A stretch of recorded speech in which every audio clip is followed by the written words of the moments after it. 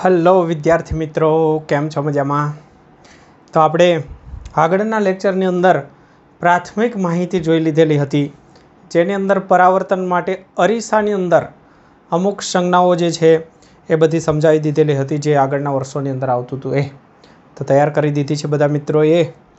જો તૈયાર ન કર્યું હોય તો હજુ એ પહેલાં જોઈ લેજો. એ જોયા પછી જ આપણે આ વિડીયો જે છે જો, બરાબર? નહીંતર એટલી મજા આવશે નહીં. તો પરાવર્તનની ઘટના ચેપ્ટરની અંદર મુખ્ય પરાવર્તન છે. આગળ જતાં એના પછી જ વક્રીભવનની ઘટના આવશે. ત્યારબાદ આગળ બીજી એને લગતી બધી માહિતીઓ, એટલે કે લેન્સ ને પ્રિઝમ ને ટેલિસ્કોપ ને માઇક્રોસ્કોપ ને વગેરે વગેરે જેવી ઘણી બધી માહિતીઓ આવશે. તો એની અંદર મુખ્ય પહેલો આપણે ભાગ જોઈએ પરાવર્તન. તો પરાવર્તનને લગતો ટોપિક 9.2 ગોળીય અરીસા વડે પરાવર્તન છે. પણ શરૂઆતનો જે પ્રશ્ન છે એ સમતલ અરીસા વડે દર્શાવ્યો છે. નિયમો બધે સરખા જ લાગુ પડે છે. તો પહેલાં આપણે જોઈએ પરાવર્તન એટલે શું અને એને લગતા નિયમો. તો તમે જાણો છો કે તમારી પાસે કોઈ એક એવી સપાટી અરીસા જેવી જે છે કે જે પારદર્શક સપાટી નથી. તો એ સપાટી ચળકતી સપાટી છે, પરાવર્તક સપાટી છે. એમના પર પ્રકાશનું કિરણ આપાત થાય તો એ પાછું વળી જાય છે. તો પ્રકાશનું કિરણ એમાંથી પસાર નથી થઈ શકતું, પાછું વળી જાય છે. આ ઘટનાને આપણે કહીએ છીએ પરાવર્તન.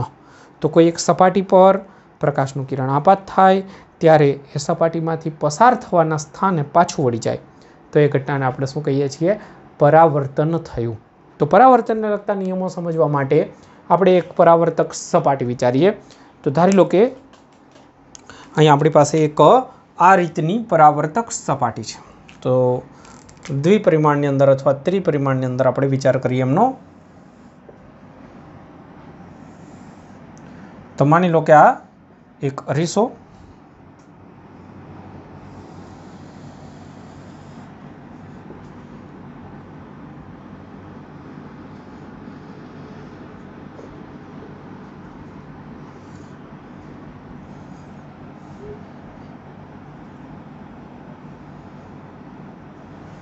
ઓકે. આ અરીસા પર પ્રકાશનું કિરણ આપણે આપાત કરવાનું છે. સમજો આપણી આ બુક, જે બુક જે છે એ આ જ છે. અહીંયાથી આપણે પ્રકાશનું કિરણ આપાત કરીશું. ઓકે. જે બિંદુ પાસે આપાત થાય ને આપાત બિંદુ કહીશું. તો માની લો કે અહીંયા આપણે પ્રકાશનું કિરણ આપાત કરીએ છીએ.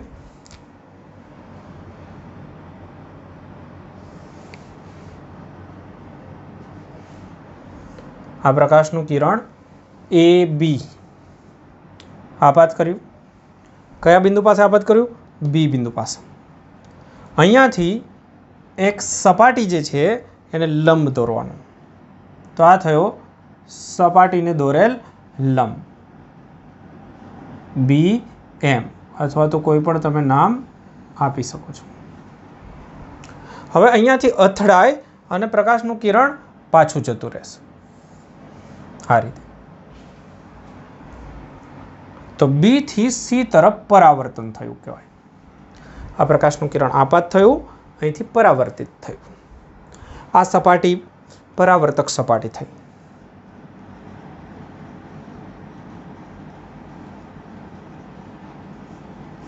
તો બહુ સિમ્પલ છે.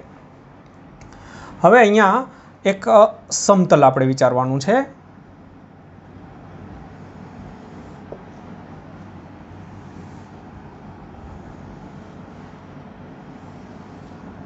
કઈ રીતનું સમતલ છે એ સમજાવી દઉં છું.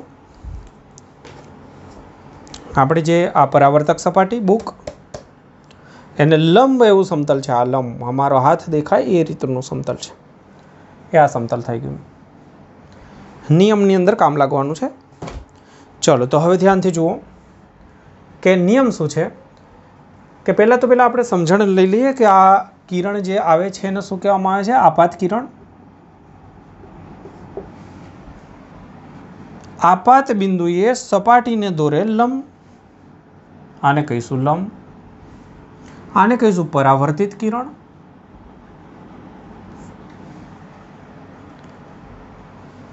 આપાત કિરણ અને સપાટીને દોરેલ લંબ વચ્ચેનો જે ખૂણો બને છે જેને આપણે કહીશું આપાત કોણ.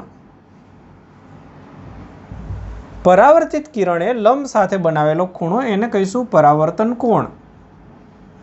આને કહીશું આકો, આપાત કોણ. આને કહીશું પકો, પરાવર્તન કોણ.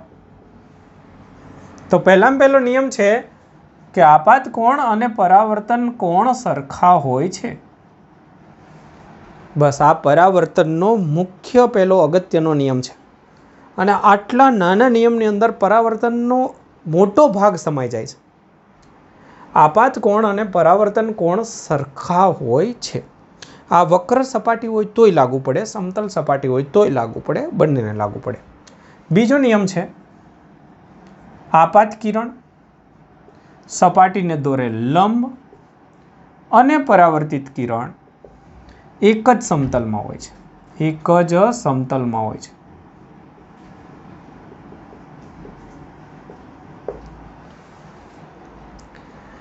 ત્રણે ત્રણ એક જ સમતલમાં હોય છે અને સમતલ મેં ઓલરેડી તમને ડ્રો કરી દીધું છે. બસ બધા એક જ સમતલમાં હોય.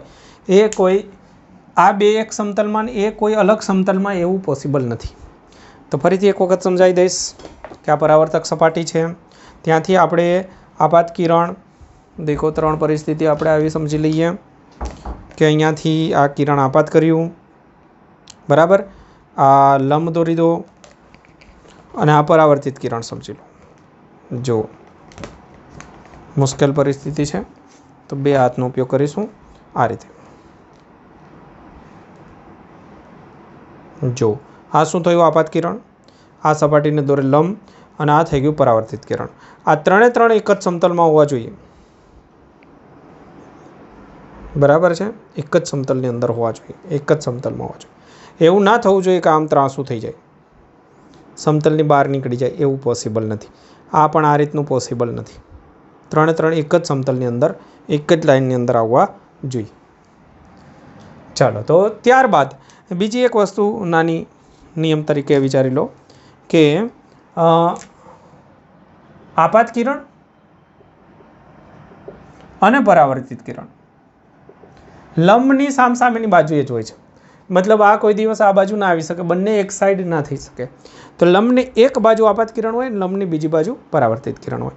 તો જો આવા બહુ સિમ્પલ નિયમથી પરાવર્તનની ઘટનાઓ મોટા ભાગની આપણે સમજાવી શકીશું. તો આ થઈ ગયો પરાવર્તન એટલે શું અને પરાવર્તન માટેના બેઝિક નિયમો. ચાલો, ક્લિયર આટલા સુધી? તો આ જોઈ લો. પછી આપણે પ્રકાશના પરાવર્તનને વક્રીભવન સપાટી ગોળીય સપાટી વડે આપણે આગળ વધીશું.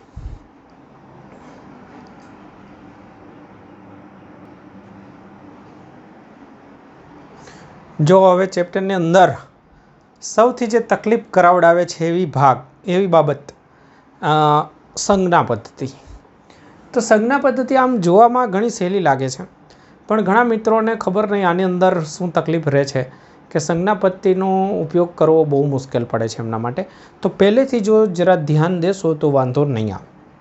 તો જુઓ, અરીસો અને લેન્સ એ બંને માટે સંજ્ઞા પદ્ધતિ ચેપ્ટરની અંદર કઈ રીતે પસંદ કરવામાં આવી છે. તો એમના માટે જુઓ, અરીસો હોય, માન લો અંતરગોળ હોય કે બહિર્ગોળ કોઈ પણ. આ અરીસો સમજો અંતરગોળ છે. લેન્સ આપણે આગળ જતાં શીખીશું. આ રીતનો એક લેન્સ છે, બહિર્ગોળ લેન્સ કહીશું આને, અંતરગોળ પણ આવે. તો હંમેશા અરીસા માટે અંતર બધા ધ્રુવથી મપાય છે અને લેન્સ માટે એમના ઓપ્ટિકલ કેન્દ્ર, પ્રકાશીય કેન્દ્ર કહેવામાં આવે છે. આને ઓપ્ટિકલ કેન્દ્ર અથવા પ્રકાશીય કેન્દ્ર અથવા પ્રકાશીય કેન્દ્રથી બધી ગણતરી કરવામાં આવે છે. અક્ષ પરના જે અંતરો હોય જનરલી એ, દાખલા તરીકે વસ્તુ અંતર, પ્રતિબિંબ અંતર, કેન્દ્ર લંબાઈ, વક્રતા ત્રિજ્યા વગેરે જેવી વસ્તુઓ અહીંયાથી માપવામાં આવે છે. ક્યાંથી માપવામાં આવે છે? પી અથવા તો અહીંયાના ઓપ્ટિકલ કેન્દ્ર જે નામ આપું તે. તો હવે જો કઈ કઈ વસ્તુ, એફ, આર, વસ્તુ અંતરને યુ કહીશું, પ્રતિબિંબ અંતરને વી કહીશું. કેન્દ્ર લંબાઈ, વક્રતા ત્રિજ્યા, વસ્તુનું અંતર, પ્રતિબિંબનું અંતર વગેરે જેવી વસ્તુઓ આપણે અહીંયાથી માપીએ છીએ. પહેલામાં પહેલી વસ્તુ આ યાદ રાખો કે આ બધું ક્યાંથી મપાય? પીથી અથવા તો અહીંયાથી મપાય. હવે ત્યારબાદ મુખ્ય બાબત જે છે એના પર કન્ફ્યુઝન બહુ રહેતું હોય છે. આપાત કિરણની દિશામાંના અંતર ધન ગણવામાં આવે છે. તો બરાબર જુઓ કે તમે અંતર્ગોળ અરીસો હોય તો અરીસાની સામે જ તો વસ્તુ રાખો, તો વસ્તુ અહીંયા ક્યાંક રાખશો. માની લો કે આ વસ્તુ છે તો આ વસ્તુ અંતર થયું, સમજો બરાબર, ધ્યાનથી સમજો. આપાત કિરણ કોને કહેવાય? અરીસા પર આપાત થતું હોય, લેન્સ પર આપાત થતું હોય તો એને આપાત કિરણ કહેવાય. તો વસ્તુ અહીંયા હોય તો કિરણો તો અહીંયાથી જ આપાત થવાના. તો આપાત કિરણની ડાયરેક્શન કઈ થઈ સમજો, અહીંયાથી આમ આપાત થવાના. તો આપાત કિરણની ડાયરેક્શન થઈ જમણી બાજુ. હવે તમે માપો ને ત્યારે અહીંયાથી માપવાનું છે. તો અહીંયાથી કોઈ જો જમણી બાજુ હોય તો ધન, આને ઉગમ બિંદુ જેવું સમજી શકો છો. તો અહીંયાથી જમણી બાજુ જો હોય તો ધન અને ડાબી બાજુ તમે માપવા જાઓ તો ઋણ. તો અહીંયા કન્ફ્યુઝન બહુ મોટું થતું હોય છે કે આપાત કિરણની દિશા એટલે બધા શું કરે છે કે આપાત કિરણ એટલે આમથી આવ્યું. ધ્યાન દેજો બરાબર, ક્યાં સૌથી મોટી સમજવામાં ભૂલ થાય છે. આ એક જ નાની બાબત છે એ સમજાતી નથી. આપાત કિરણની દિશા ને ધન લેવામાં આવે છે. આ વાક્યને સમજો.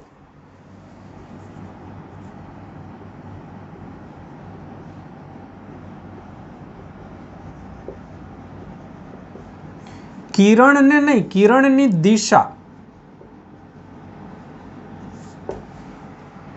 હવે બધા શું સમજે છે કે અહીંયાથી આપણે આપાત કિરણ એટલે ડાબી બાજુ ગયા એમ. આપાત થયું કિરણ એ ક્યાંથી આવે છે તો કે ડાબી બાજુથી આવે છે, એટલે ડાબી બાજુની દિશાને ધન ગણી લે છે. ફરીથી જો કન્ફ્યુઝન ક્યાં થાય છે, અહીંયા શું લખ્યું છે? આપાત કિરણની દિશા. હું તમને પૂછું કે આપાત કિરણ એટલે આ, હું તમને એવું પૂછું છું કે આ કિરણની દિશા કઈ? કિરણ કઈ બાજુથી આવ્યું એમ નહીં, કિરણનો જે એરો છે એની દિશા કઈ? તો તમે કહેશો કે જમણી બાજુ. જુઓ બરાબર ધ્યાનથી, આ એરો જે છે એ જમણી બાજુ છે. તો જમણી બાજુ તરફની ડાયરેક્શન ધન. એટલે હવે અહીંયાથી જમણી બાજુ નહીં, તમે કોઈ બી જગ્યાએથી જમણી બાજુની ડાયરેક્શન વિચારો તો એ ધન, અને આ બાજુનું કંઈ વિચારો તો ઋણ. વિચારવાનું ક્યાંથી છે એ સમજો, અહીંયાથી વિચારવાનું છે. હવે હું તમને કહું કે વસ્તુ અંતર માપો, તો વસ્તુ અંતર ઘણા વસ્તુથી માપે. એટલે વસ્તુથી ના મપાય વસ્તુ અંતર. બધા અંતરો માપવાના ક્યાંથી છે ભૂલી જાઓ છો કે અહીંથી માપવાના છે. તો તમે અહીંયાથી માપવાનું ચાલુ કરો. મીટર પટ્ટી લઈને જાઓ કઈ બાજુ? વસ્તુ અંતર માપવા માટે જાઓ કઈ બાજુ? વસ્તુ તરફ જાઓ. તો વસ્તુ તરફ ગયા એટલે આમ ગયા, ઊંધા ગયા, તો આ થઈ ગયું ઋણ. કેમ કે આ ડાયરેક્શનને આપણે ધન લીધી છે, આપાત કિરણની દિશાને ધન લીધી છે, એટલે આ થઈ ગયું ઋણ. તો આ રીતે સમજવાનું છે. વક્રતા કેન્દ્ર કઈ બાજુ હોય? અહીંયા હોય તો વક્રતા ત્રિજ્યા પણ ક્યાં આવશે? તો આ બાજુ ક્યાંક આવશે, ડાબી બાજુ. મુખ્ય કેન્દ્ર પણ ક્યાં આવશે? ડાબી બાજુ. તો એફ પણ ઋણ થશે, યુ પણ ઋણ થશે, આર પણ ઋણ થશે. કેમ કે બધું અહીંથી આ બાજુ માપવાનું છે. હવે બહિર્ગોળ અરીસાની વાત કરું, ચલો બરાબર ધ્યાન દેજો, સમજી જ લઈએ હવે ભેગા ભેગું. તો બહિર્ગોળ અરીસો છે તો અરીસાની સામે વસ્તુ અહીંયા તો ના રખાય, અહીંયા તો ખરબચડી સપાટી છે. તમે વસ્તુ રાખશો તો પણ ક્યાં રાખશો? અહીંયા. તો વસ્તુ અહીંયા રાખશો સમજો. તો આ યુ જે છે આટલું થયું, ઓકે, નો પ્રોબ્લેમ. પણ આપાત કિરણ કઈ બાજુ થશે? આ બાજુ થશે, અહીંથી આમ આવશે. તો આ ડાયરેક્શન ધન છે, માપવાનું અહીંયાથી છે, ઉગમ બિંદુ છે. જમણી બાજુની ડાયરેક્શન ધન છે. હવે વસ્તુનું અંતર માપવા માટે તમારે ડાબી બાજુ આવવું પડશે, એટલે સ્વાભાવિક રીતે આ પાછું ઋણ થશે. હવે આની અંદર જો એફ આ બાજુ આવે, આર આ બાજુ આવશે, તો આ બંને ધન થઈ જશે. તો ખાસ અને ખાસ અંતર્ગોળ અરીસાની અંદર આપણી સંજ્ઞા પદ્ધતિ પ્રમાણે યુ વી તો ખબર નથી આપણને, યુ જે છે, એફ છે, આર છે, આ બધી વસ્તુ ઋણ થશે. આની અંદર યુ તો ઋણ જ બનવાનું છે કાયમી, પણ એફ અને આર ધન બનશે. એક જ અરીસો એક જ વસ્તુ હોય. ઘણી વખત શું થાય, એક અરીસાનું પ્રતિબિંબ બીજા માટે વસ્તુ, બીજાનું પ્રતિબિંબ ત્રીજા, એવી પરિસ્થિતિની અંદર યુ ધન કે ઋણ બની શકે છે. પણ એક જ વસ્તુ સામે રાખી હોય અરીસાની સામે તો એ કાયમી ઋણ જ બનવાની. એ જ રીતે અહીંયા તમે જુઓ, આમાં પણ એ જ નિયમ છે. તમે લેન્સની સામે અહીંયા વસ્તુ રાખો છો તો વસ્તુ સુધીનું અંતર જે છે, આપાત કિરણની ડાયરેક્શન આ થશે. તો આ ડાયરેક્શનની અંદર પ્લસ માપવાનું અહીંથી છે, તો આ બાજુ તમે જાઓ તો પ્લસ, પણ તમે તો પાછા વળો છો, તો પાછા વળીને જોશો તો ભાઈ માઇનસ જ થશે. તો પાછા વળીને જોવાનું છે એટલે માઇનસ થશે, એટલે યુ માઇનસ થશે. માની લો કે આમાંથી નીકળતા પ્રકાશના કિરણો ક્યાંક અહીંયા કેન્દ્રિત થાય છે અને પ્રતિબિંબ તમને અહીંયા મળે છે, તો આ થયું પ્લસ. આની અંદર માની લો કે પ્રકાશના કિરણો અહીંયા ક્યાંક ભેગા થાય છે, તો પ્રતિબિંબ થશે ડાબી બાજુ, પાછું માઇનસ. માની લો કે આની અંદર પ્રકાશના કિરણો અહીંયા ક્યાંક કેન્દ્રિત થવાનો ભાસ થાય છે, તો પ્લસ. આ બાજુ આવે તો માઇનસ. તો તમારે આ રીતે આઈડિયા લગાડવાનો છે. હવે આ જ વસ્તુની અંદર હું અરીસાની ડાયરેક્શન ચેન્જ કરું ને તોય ઘણાને નથી આવડતું. માની લો કે આ અંતરગોળ અરીસો છે, તો મારે વસ્તુ અહીંયા રાખવી પડશે ભાઈ. તો વસ્તુ અહીંયા રાખીશ તો આપાત કિરણ આ બાજુ થશે, તો આ ડાયરેક્શન પ્લસ થઈ જશે. મારે માપવા જવું પડશે આમ યુ, તો યુ ફરીથી ઋણ જ રહેશે, જે બાજુ રાખવું એ રાખવું. ફરીથી એકવાર જોઈ લો. આ આપાત કિરણ અરીસા પર આપાત કિરણની દિશા, આપાત કિરણ નહીં, આપાત કિરણની ડાયરેક્શન થઈ ડાબી બાજુ. આપણે અહીંયાથી ડાબી બાજુ ધન ગણાશે, જમણી બાજુ જાવ તો ઋણ ગણાશે. આપાત કિરણની દિશામાંના અંતરો ધન અને આપાત કિરણની વિરુદ્ધ દિશામાંના અંતર ઋણ. તો બસ બુકમાં તો આટલું જ લખ્યું હોય, પછી ઉપયોગ કરતી વખતે આપણને તકલીફ પડે. તો આ સમજાવી દીધું. જે તમે જો શાંતિથી સમજશો અને સારી પ્રેક્ટિસ કરશો તો કોઈ પ્રોબ્લેમ નહીં આવે. ચલો, ત્યારબાદ નિયમ છે આ મેં સમજાવી દીધું. બીજો નિયમ. ત્રીજો નિયમ, જ્યારે કોઈ વસ્તુ ઊંચાઈવાળી હોય તો ઊંચાઈની અંદર મુખ્ય અક્ષની ઉપર ધન લેવામાં આવે છે અને નીચે તરફના અંતરને ઋણ લેવામાં આવે છે. તો મુખ્ય અક્ષથી ઉપર જે છે ધન અને નીચે હોય તો ઋણ. તો એમાં તો કોઈ કન્ફ્યુઝન રહેતું નથી. બોલો, ક્લિયર આટલા સુધી? તો આપણે વાત કરી સંજ્ઞા પદ્ધતિની, જેની અંદર આપાત કિરણની દિશામાંના અંતર ધન અને બધા મપાઈ ક્યાંથી એ બહુ અગત્યનું છે, અહીંયાથી માપવાના છે. તો તમારે અહીંયા વગર વિચારીએ ઊભું રહી જવાનું, જાણે કે ઉગમ બિંદુ પર ઊભા છો. પછી ત્યાં ઊભા એક ડાયરેક્શન નક્કી કરવાની કે કઈ ધન ડાયરેક્શન છે, આ બાજુ છે કે આ બાજુ છે. એટલી નક્કી થઈ જાય પછી તમારે કોઈ એક સાઈડ જવાનું, કાં તો આ બાજુ ચાલતા ચાલતા જવાનું, કાં તો આ બાજુ ચાલતા જવાનું. ધન ડાયરેક્શનમાં જશો તો ધન અને ઋણ ડાયરેક્શનમાં જશો તો ઋણ. તો આ રીતે એક એક સ્ટેપમાં આગળ વધવાનું. ચલો, તો આટલું જોઈ લો, પછી આગળ વધીએ.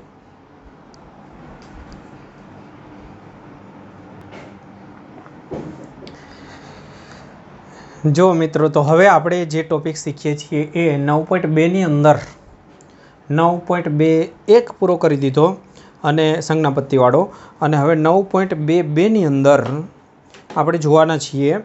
એક તો ઓલરેડી મેં તમને ઇન્ટ્રોડક્શનની અંદર જે સારી રીતે એક એક મુદ્દાઓને સમજાવી દીધા, બધી વ્યાખ્યાઓ એ ટુ ધી પોઈન્ટ જે સમજાવી એ ટૂંકમાં અહીંયા આપેલું છે. એક લાઇનની અંદર બધી માહિતીઓ આપી દીધી હોય એ રીતે આપી દીધેલું છે. એટલે પહેલાં લેક્ચરની અંદર ઓલરેડી મેં એ તમને ટુ ધી પોઈન્ટ સમજાવી દીધેલ છે. કઈ વસ્તુ? તો મુખ્ય કેન્દ્ર, કેન્દ્ર લંબાઈ, વક્રતા કેન્દ્ર, વક્રતા ત્રિજ્યા, મુખ્ય અક્ષ, પેરેક્સિયલ કિરણો, દર્પણમુખ વગેરે વગેરે જેવી ફોકલ પ્લેન વગેરે જે બાબતો છે એ સારી રીતે આપણે મસ્ત રીતે શીખી ગયા. એ ટૂંકમાં તો આપી દીધી છે પાછી, બરાબર.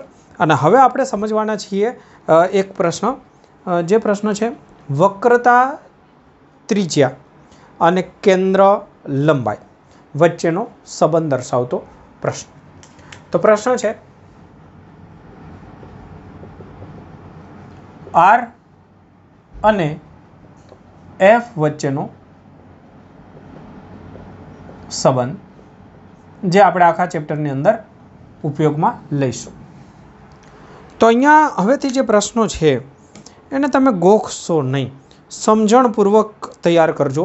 એમની સંજ્ઞાઓ અંદર શું છે શું નહીં એમના પર પણ જવાની જરૂરિયાત નથી. મુખ્ય સંજ્ઞા આપણે ફિક્સ કરીશું, બાકી બધું આપણે આપણી રીતે લઈ શકીશું. વર્ણનની અંદર પણ સમજવા માટે થઈને એનું થોડું વધારે આપ્યું છે, એને ટુ ધી પોઈન્ટ અને ટૂંકમાં તમે આગળ વધારી શકો છો. તો જુઓ, એક અંતરગોળ અરીસા માટે આપણે આ સમજણ મેળવીશું. તો બધા મિત્રો સરસ રીતે તૈયાર થઈ જાઓ, ગોખ્યા સિવાય તૈયારી કરવાની છે. ધારી લો કે આપણી પાસે એક અંતરગોળ અરીસો. અંતરગોળ અરીસાનો મતલબ તમને ખબર છે કે બહારની સપાટી ખરબચડી હશે, અંદરની સપાટી લીસી ગણીશું. અહીંયા આપણે ગણીશું ધ્રુવ, આ આપણી થઈ જશે મુખ્ય અક્ષ, એક કાલ્પનિક ગોળો વિચારી લેવાનો છે, કાલ્પનિક ગોળો વિચારતા શીખી જવાનું અને એનું એક કેન્દ્ર પણ વિચારતા શીખી જવાનું. માની લો કે અહીંયા કેન્દ્ર છે, તો આ થઈ ગયું વક્રતા કેન્દ્ર. ચલો હવે બરાબર ધ્યાન દેજો.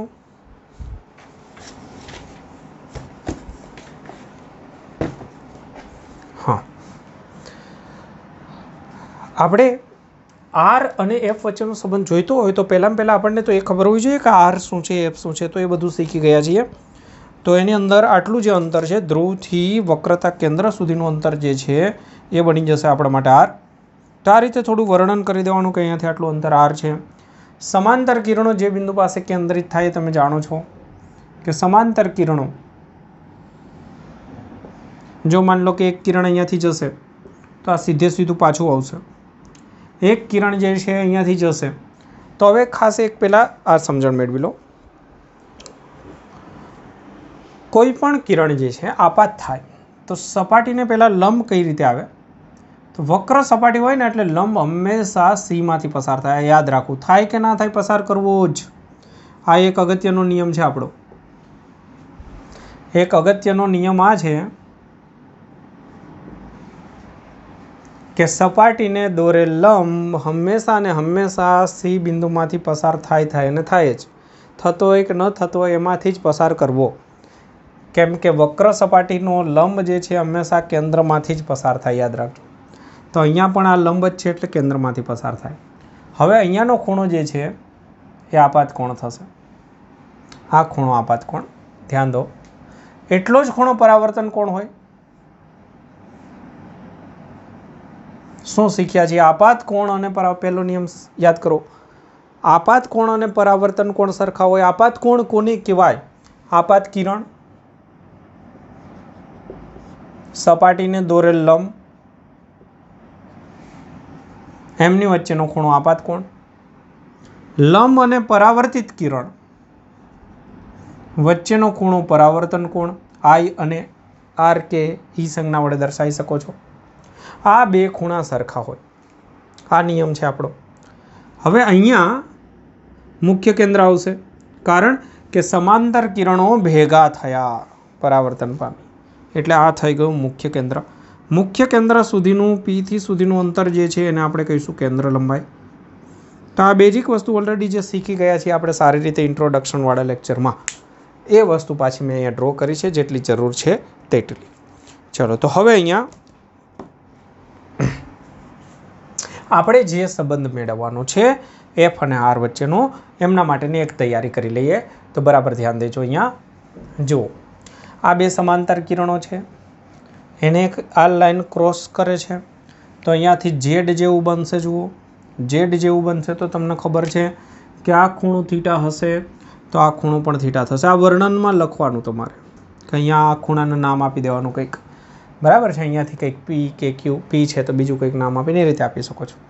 તો આ ખૂણો થીટા છે તો આ ખૂણો થીટા બનશે. ત્યારબાદ એક ત્રિકોણ તમારી સામે દેખાશે, બરાબર ધ્યાનથી જોજો. એ સી અને એફ. તો આ જે ત્રિકોણ છે એની અંદર આ બહિષ્કોણ કહેવાય. આ ખૂણો કેટલો થાય તો એની અંદર દાખલ થઈ અને આ ખૂણાને છોડી દો. એ સિવાયના જે બે ખૂણા હોય થીટા અને થીટા છે જુઓ, તો એમના સરવાળા જેટલો હોય એટલે આ ખૂણો બનશે 2 થીટા. તો આ બધી વસ્તુ વર્ણનમાં ટૂંકમાં લખી દેવાનું છે, ખૂણાઓના નામ સાથે જરાય ગોખવાનું નથી. શું લખવાનું છે કે આ ખૂણો થીટા તો આ ખૂણો થીટા, આ થીટા તો આ થીટા, આકૃતિની પરિસ્થિતિ પ્રમાણે આ બહિષ્કોણ 2 થીટા, બસ પૂરું. હવે શું કરવાનું, જુઓ અહીંયાથી એક લંબ દોરી દેવાનો. આને કંઈક નામ આપી દો, માની લો કે ડી નામ આપી દો, કંઈ બી નામ આપી શકાય.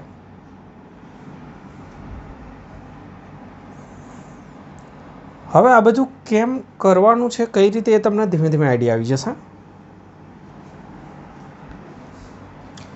ખૂણો નાનો હોય, પેરેક્સિયલ કિરણોનો જો આપણે ઉપયોગ કરવાના છીએ, ચેપ્ટરમાં સ્પષ્ટતા કરી દીધી.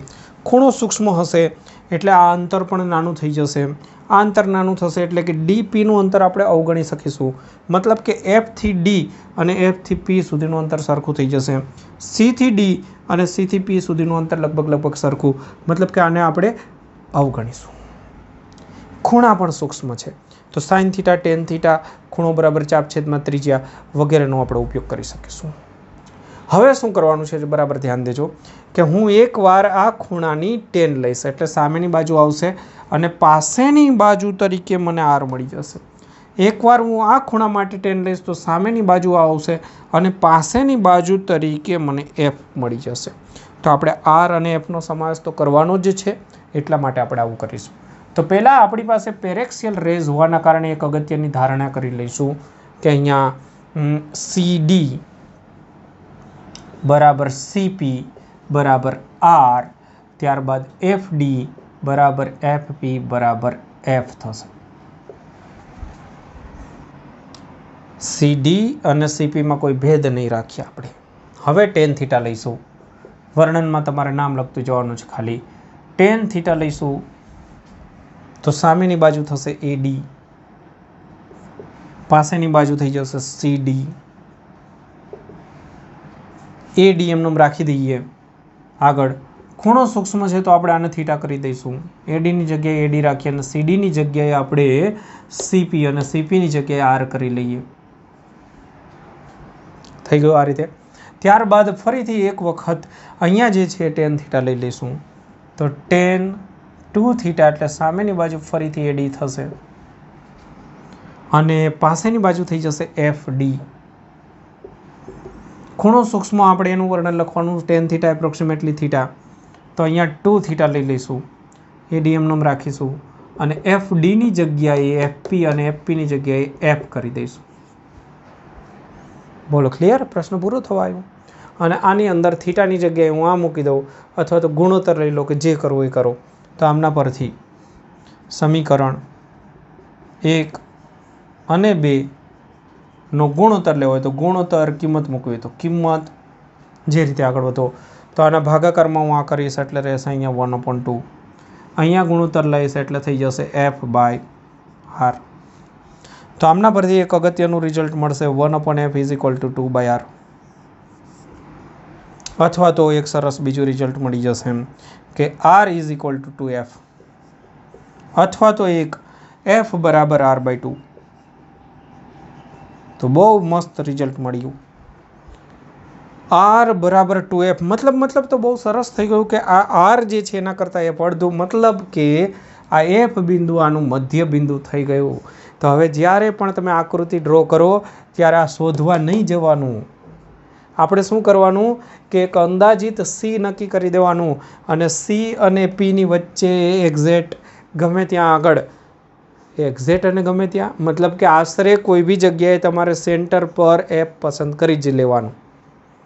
તો આ એક હવે બેઝિક તૈયારી થઈ ગઈ કે તમે જ્યારે બી અરીસો ડ્રો કરો ત્યારે અરીસાની અંદર અહીંયા P, કોઈ એક આશરે C, P અને Cની વચ્ચે F. બસ પૂરું. કારણ કે મધ્યબિંદુ થવાનું R બરાબર 2F. તો આ જુઓ કેટલો સિમ્પલ પ્રશ્ન છે, પણ વર્ણન એવું લખ્યું એટલે વિચિત્ર કરી નાખે. તમે મુખ્ય પોઈન્ટ લખો ચાલશે. તો ચલો ફરીથી એક વખત રિપીટ કરાવી દઉં છું, નીકાળી દઉં છું. આકૃતિને જરા જોઈ લો.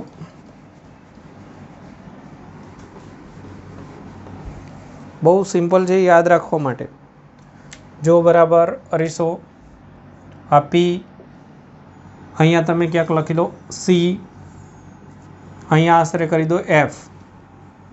સમાંતર કિરણો આ રીતે આગળ વધશે, પાછા વળી નામ વધશે. સમાંતર કિરણ માન લો કે અહીંયા અથડાશે, આ Fમાંથી જ પસાર કરી દેવાનું, હવે ખબર જ છે, વગર વિચારીએ. અને આશરે અહીંયાથી ભાગ, આ થઈ ગયું લંબ, આ થયું આપાત કિરણ થીટા, પરાવર્તિત કિરણ થીટા. આકૃતિની ભૂમિતિ પરથી આ થીટા, આકૃતિની ભૂમિતિ પરથી આ 2 થીટા. ટૂંકમાં બધું વર્ણન. એક અહીંયા લંબ દોરીશું, પછી આટલું અંતર એ આ ગણી લઈશું, એક વખત આટલું અંતર અને આ બે સરખા ગણી લઈશું. આ થશે સોરી આટલા સુધીનું નહીં પણ આટલું F અને આટલું થશે R. એક વખત અહીંયા 10 લઈશું એટલે સામેની બાજુ થઈ જશે આ, પાસેની બાજુ તરીકે આપણે R પસંદ કરવાનું છે. અહીંયા લઈશું એટલે સામેની બાજુ એ અને પાસેની બાજુ તરીકે આટલું હોય પણ થોડું વધારીને F પસંદ કરવાનું છે. પછી ગુણોત્તર લેશો, સીધો જવાબ થઈ જશે. બરાબર છે? મસ્ત એવું. ચલો તો આટલું જોઈ લો.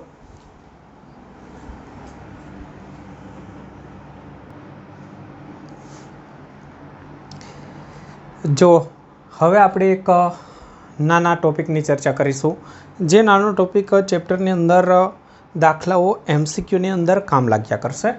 પ્રતિબિંબ એટલે શું અને એમના પ્રકાર જણાવો. પ્રતિબિંબ કોને કહેવાય?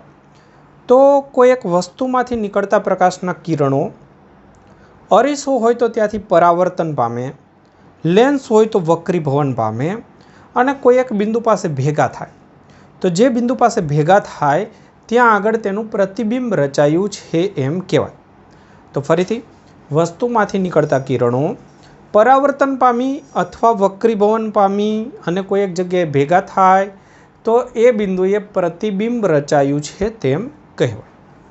પ્રતિબિંબની અંદર બે પ્રકાર હોય, સાચું પ્રતિબિંબ, આભાસી પ્રતિબિંબ.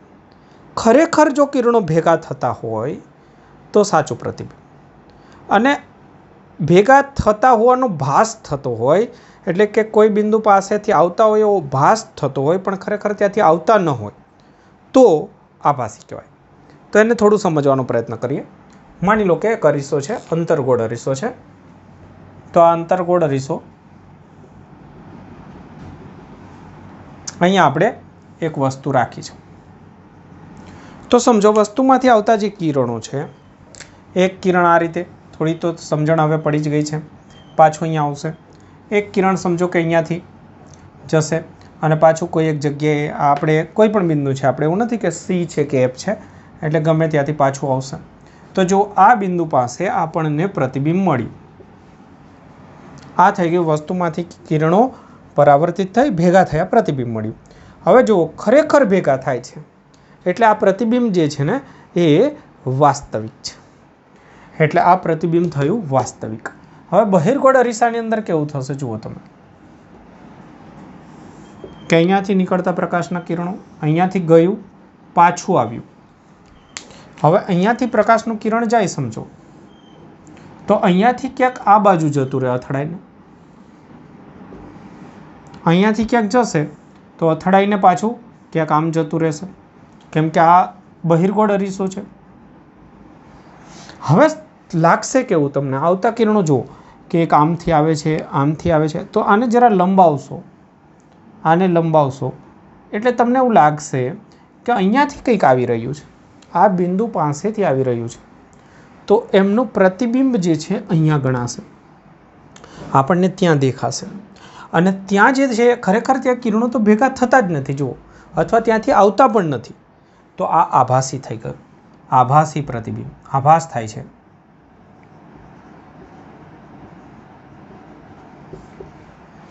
તો સાચું પ્રતિબિંબ કોને કહેવાય? કે ત્યાં જે ખરેખર કિરણો ભેગા થાય છે તો એ સાચું. થતા નથી અને એવો ભાસ થાય છે તો આભાસી. અહીંયા પડદો રાખી અને તમે એમના પર પ્રતિબિંબ ખરેખર ઝીલી શકો છો. અહીંયા પડદો રાખવાથી ત્યાં કિરણો જ આવતા નથી, તો ત્યાં કોઈ પ્રતિબિંબ ઝીલી શકાશે નહીં. તો એનો મુખ્ય તફાવત છે. સમજો અરીસો હોય તો એમાં વસ્તુ તમે ડાબી બાજુ રાખી છે, તો ડાબી બાજુ જે છે એનું પ્રતિબિંબ, પાછા કિરણો આવે તો ડાબી બાજુ જ આવે પરાવર્તિત થઈને, તો ડાબી બાજુ જો પ્રતિબિંબ મળે તો એ સાચું છે, અને જમણી બાજુ મળે તો આભાસી છે. બોલો ક્લિયર? ત્યારબાદ ખાસ કરીને કે સાચું પ્રતિબિંબ જે છે એ ઉલટું હોય છે અને આભાસી પ્રતિબિંબ જે હોય છે એ સીધું દેખાતું હોય છે. આ પણ એક તફાવત સ્વરૂપે ધ્યાનમાં રાખજો. ત્યારબાદ લેન્સ હોય તો લેન્સની અંદર થોડું ઊંધું હોય. માની લો કે આ લેન્સ છે, તો લેન્સનું કામ છે વક્રીભવન કરવું. એટલે પ્રકાશના કિરણો અહીંયાથી જશે, આ તો સીધું નીકળી જશે, આ કિરણ આ બાજુ જવાના સ્થાને આમ જશે. આગળ જતાં શીખીશું આપણે લેન્સ માટે વક્રીભવનની ઘટના. તો એની અંદર કેવું થશે કે પ્રકાશના કિરણોને અહીંયા ભેગા કરવાના છે. તો જો અહીંયા જ ખરેખર ભેગા થાય તો આ સાચું છે, પણ જો આ બાજુ ક્યાંક આવે તો લેન્સ કરતાં ઊંધું, અરીસા કરતાં ઊંધું સોરી, તો આ બાજુ હોય તો આભાસી થઈ જશે. સિમ્પલ યાદ રાખો, બહુ કન્ફ્યુઝનમાં ના જશો. જો પ્રકાશના કિરણો ખરેખર ભેગા થતા હોય, જો અહીંયા ખરેખર ભેગા થાય છે, અહીંયા થતા નથી, અહીંયા થાય છે, ખરેખર જો ભેગા થતા હોય તો વાસ્તવિક, અને ભેગા થતા હોવાનો ભાસ થતો હોય તો કાલ્પનિક થઈ ગયું, એટલે કે આભાસી થઈ ગયું. બરાબર છે? તો આ રીતે યાદ રાખી દો.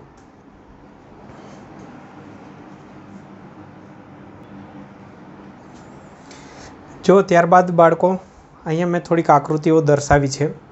એ ખરેખર શું છે એ સમજાવું છું. પહેલાં ગોખવાની નથી આને. જો વસ્તુમાંથી નીકળતા કિરણો અરીસા પર અથડાય, ત્યાંથી પરાવર્તન પામે, તો મુખ્ય પ્રશ્ન વિદ્યાર્થીઓને એ થાય કે સાહેબ કેટલા કિરણો લેવા અને કયા કિરણો લેવા પ્રતિબિંબ રચવા માટે. તો યાદ રાખો કે ઓછામાં ઓછા 2 કિરણો જોઈએ. વધારેમાં વધારે તમે થાકો ને એટલા કિરણો લઈ શકો. અનંત કિરણો હોય, કોઈ એક બિંદુમાંથી નીકળતા કિરણો અનંત વિચારી શકાય, એમાંથી આપણે 2 કિરણો મુખ્યત્વે લેતા હોઈએ છીએ. તો એ 2 કિરણોમાંથી કયા કિરણો લેવા સરળ રહેતા હોય છે અથવા અમુક કિરણો ક્યાંથી પસાર થાય એમના માટેની સમજણ છે. અમુક જાણીતા બિંદુઓમાંથી પસાર થતા કિરણો કઈ રીતે આગળ વધે એની સમજણ તમારે ફિક્સ રાખવાની છે આખા ચેપ્ટરમાં. ચલો તો પહેલું જુઓ. પહેલી આકૃતિ મેં ડ્રો કરી છે સમાંતર કિરણ, મુખ્ય અક્ષને સમાંતર કિરણ. એક કિરણ તો આપણે મુખ્ય અક્ષ પર જ પસંદ કરી દઈશું, એક ફિક્સ રાખીશું, બીજા કિરણની ચિંતા રહેશે. ખાલી એક કિરણ આપણે હંમેશા મુખ્ય અક્ષ પર આપાત કરીશું અને ત્યાંથી પાછું આવશે. એ બહુ જનરલ પેટર્ન થઈ ગઈ. અને બીજું કિરણ આપણે કયું છે એના આધારે એ પરાવર્તન ક્યાંથી થશે વિચારીએ છીએ. તો આ તો સમજણ છે કે સમાંતર કિરણ હંમેશા મુખ્ય કેન્દ્રમાંથી પસાર થશે. અંતર્ગોળ અરીસો હશે તો પસાર થશે, અને બહિર્ગોળ અરીસો હશે તો ત્યાંથી આવતું હોય એવું ભાસ થશે. બરાબર. તો સમાંતર કિરણ હંમેશા મુખ્ય કેન્દ્રમાંથી પસાર થતા હોય એવું લાગશે. ચલો તો આ વાત કરી સમાંતર કિરણો ક્યાં કેન્દ્રિત થાય, તો મુખ્ય કેન્દ્ર પર કેન્દ્રિત થાય અથવા ત્યાંથી અપકેન્દ્રિત થાય. એ જ રીતે જો કોઈ પ્રકાશનું કિરણ સીમાંથી પસાર થતું હશે તો આ તો થાય જ, પાછું આવે. આ જો સીમાંથી પસાર થતું હશે તો સીમાંથી પસાર થતું કિરણ છે ને એ સપાટીને હંમેશા લંબ હોય, તો લંબ સાથે પાછું કિરણ લંબ પર જ આવે, એટલે એ હંમેશા પાછું ત્યાંથી જ પસાર થાય. તો આટલું ધ્યાનમાં રાખશું. હા તો મિત્રો ક્યાં પહોંચ્યા હતા આપણે? વચ્ચે એક કામ આવી ગયું હતું, મને લાગે અહીંયા. તો અહીંયા આપણે વાત કરતા હતા, પૂરું થઈ ગયું હતું કે જો કોઈ પ્રકાશનું કિરણ સીમાંથી પસાર થશે તો એ પાછું સી જ બિંદુએથી પાછું ત્યાંથી આવશે, અથવા તમે સી ડાયરેક્શનની અંદર બહિર્ગોળ અરીસાને આપશો તો પાછું ત્યાંથી આવશે, એટલે અહીંયાથી આવતું એવો ભાસ થશે. ત્યારબાદ જો કિરણ તમે એફમાંથી પસાર કરશો તો સિમ્પલ આના કરતાં ઊંધું છે. સમાંતર કિરણ એફમાંથી પસાર થાય તો એફમાંથી નીકળતું કિરણ પાછું સમાંતર બની જાય. તો જ્યારે એફમાંથી પસાર થતું હશે ત્યારે પરાવર્તિત કિરણ સમાંતર બની જશે. એ જ રીતે તમે એફ તરફ જવા દેશો આની અંદર તો પાછું પડતું કિરણ મુખ્ય અક્ષને સમાંતર બની જશે. ત્યારબાદ જો કોઈ કિરણ પી પર આપાત થશે, ધ્રુવ પર આપાત થશે, તો પરાવર્તનના જે નિયમો છે એનું પાલન કરશે, મતલબ કે આ બંને ખૂણા સરખા હશે. તો આ સિમ્પલ પેટર્ન છે જેની અંદર અમુક કિરણોને આપણે કાયમી માટે યાદ રાખી લઈશું કે આવું કિરણ હોય તો આમ જ થાય, આ કિરણ હોય તો આમ જ થાય. બહુ સિમ્પલ યાદ રાખીશું. જુઓ, સમાંતર કિરણ એફમાંથી પસાર થાય, એફમાંથી નીકળતું કિરણ જે છે એ સમાંતર બની જાય, પૂરું. પી પર આપાત થશે તો 2 ખૂણા સરખા, જો કે બધે જ આ નિયમ લાગુ પડતો હોય છે. સીમાંથી પસાર થતું કિરણ પાછું સીમાંથી જ પસાર થાય. બસ સિમ્પલ જ છે. દેખાય આકૃતિ ઘણી બધી, સાર નાનકડો જ હોય છે. તો આટલા સુધી આ વિભાગમાં રાખીશું, અને નેક્સ્ટ વિભાગની અંદર આપણે અરીસાનું સૂત્ર મેળવીશું અને એને લગતી સમજણ મેળવી દઈશું. તો આ ભાગની અંદર આપણે આટલા સુધી રાખી દઈએ. ઓકે, ચલો મળીએ.